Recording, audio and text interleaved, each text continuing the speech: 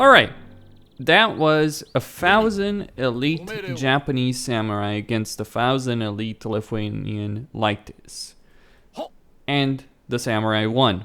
This is because the samurai, although they have less HP, considerably less HP, less armor, they do have considerably more attack, specifically because of the samurai bonus against unique units, which the Leitis is. So even though the samurai are doing 2 less damage, and obviously have less HP and all that, they are able to win because of the bonus damage that they are capable of doing.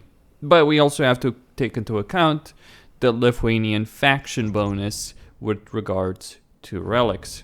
So, just gonna quit current game, and I am going to load the scenario here, where I've given the Lithuanians 2 relics. Nothing too fancy, nothing too extraordinary. That's what it's gonna take for this massive Lithuanian army to take down this massive samurai army. Of course, you can also argue about cost, but let's see this in action.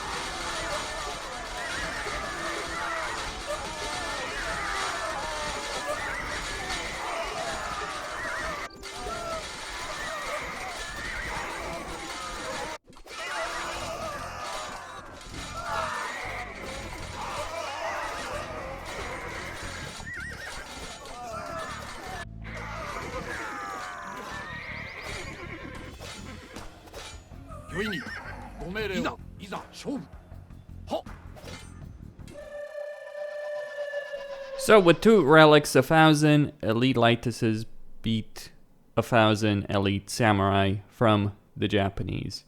In fact, with quite a few Leitis left on the map over here, some of the back ranks not being engaged, a reasonable amount of units left, and the Japanese being completely massacred. So that's the kind of attack. 14 plus 6, so 20 damage with 150 HP, 5 armor, 6 piercing armor, or whatever it is. Anyway, with all that armor, that's enough to defeat 1,000 elite samurai, despite their bonus in terms of damage.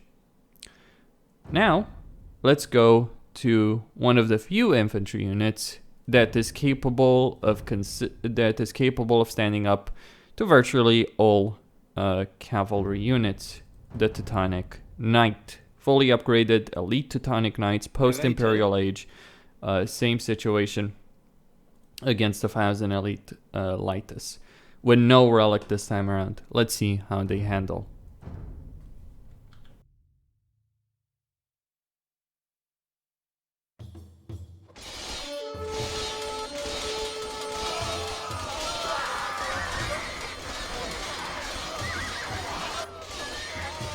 Dies war der Leitis. Ja. Heiße?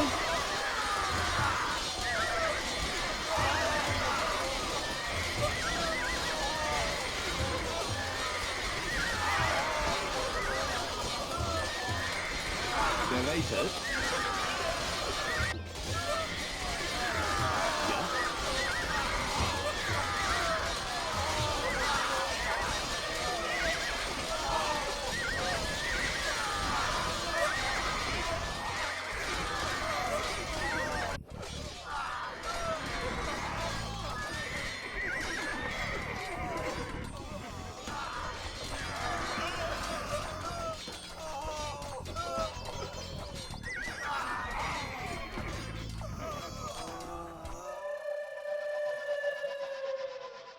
So the Teutonic Knights lose. The reason behind it is they have 100 HP, they do 17 damage, let's start ignoring upgrades, but they just can't stand against the Elite Leitis, who are doing 18 damage overall, and they do have lower armor, they do have more HP. And the Leitis, of course, ignores armor, so the high armor of the Elite Teutonic Knight completely meaningless against the Leitis. Indeed, this was a spectacular defeat for the Teutonic Knights, seeing as close to half of the Lithuanians weren't even engaged in the battle, or were barely engaged, and over half the Lithuanian army was able to survive in this particular situation. And of course, we got to consider the cost as well, right? When we're thinking about this situation. Wait, was I? No, I'm not. I mean, never mind. That it's just the technology tree is a bit screwed up. I was like, wait, did I seriously set that to Aztecs? No. Anyway, so Elite Teutonic Knight, 85 food, 40 gold. The Lithuanians, just gonna scroll that up. There we go. 8, so more considerably more expensive in terms of gold, but quite capable of demolishing the Teutonic Knight. Now, keep in mind, obviously, there is the speed of the Teutonic Knight, which is a big factor when dealing with any kind of cavalry. They're very slow units, very slow, ponderous. They're kind of like, they kind of remind me like Imperial stormtroopers on parade, basically. That's how I feel about them, or I don't know, I get the feeling of Darth Vader when looking at them. But they're not capable of standing up against the Leitis, even when you're considering the fact that the Lithuanians do get the relic bonus, and that would make them even better. That ability to ignore armor makes the Leitis a very, very powerful unit.